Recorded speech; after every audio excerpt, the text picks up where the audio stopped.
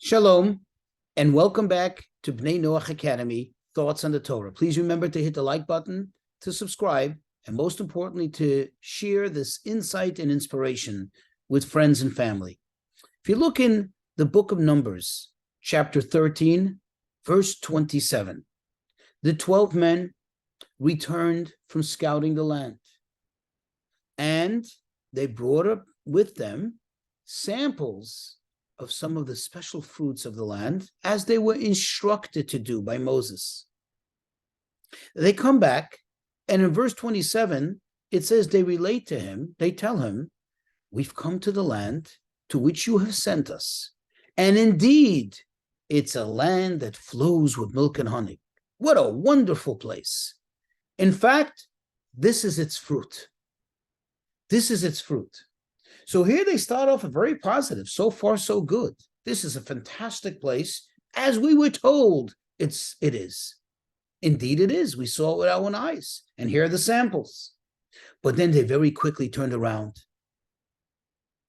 In the next verse, verse 28, they say, well, however, the people are giants, and the cities are fortified, and we've seen the Nephilim there.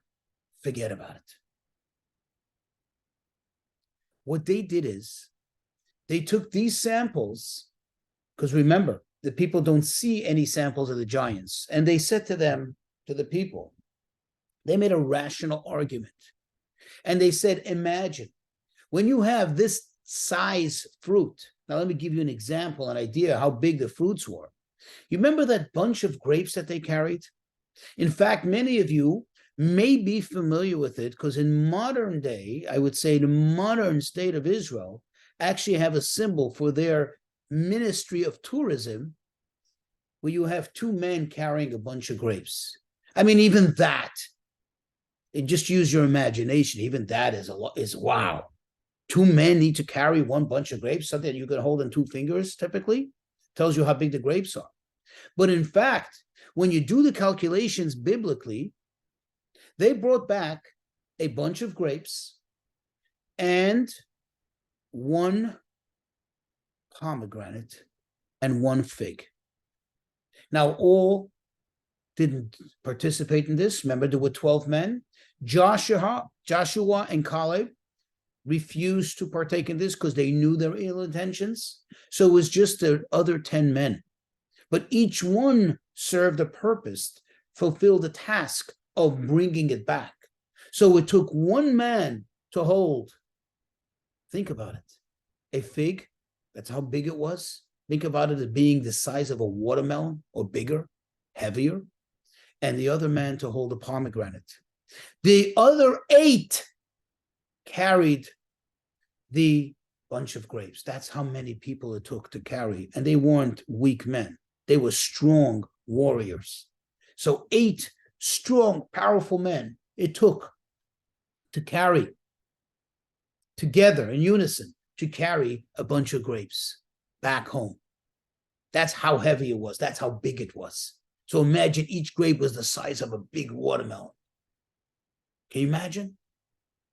They put in poles, and on each end, there were 2 men on each end of the pole. So 4 and 4. That's how many people it took to carry it. So here they are showing it to the people, and they're like, wow, we never saw something like this.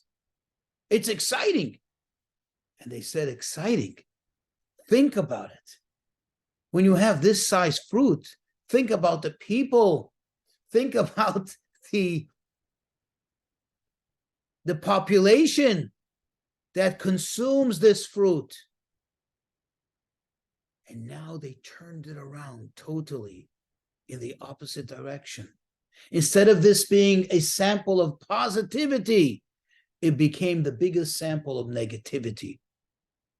So they took the very sample that they were supposed to use to portray the greatness of the land, and they turned it into the utmost bad. Sadly, we're all guilty of this, or at least potentially culpable in this type of attitude, in this type of behavior.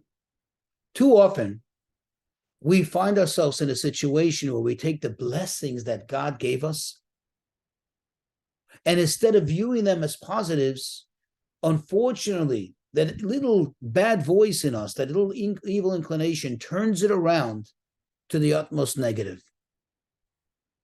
So yes, sometimes things are difficult, but if you really look at the big picture, we have so much good in our life. I mean, if you think about it, if you think about society in general, let's take, for example, the best example, here in the United States, things are pretty good. With all our problems, with all these social and political and maybe even economical issues here and there, that certainly shouldn't be ignored. But really, when you think about it, compared to other countries in the world, to many countries in the world, perhaps even in some ways to most countries in the world, we're living a pretty good life. And yet, you have so many people that are unhappy, so many people who are miserable. Person can be driving a fancy car, living in a beautiful home, having everything available to them, and they're miserable.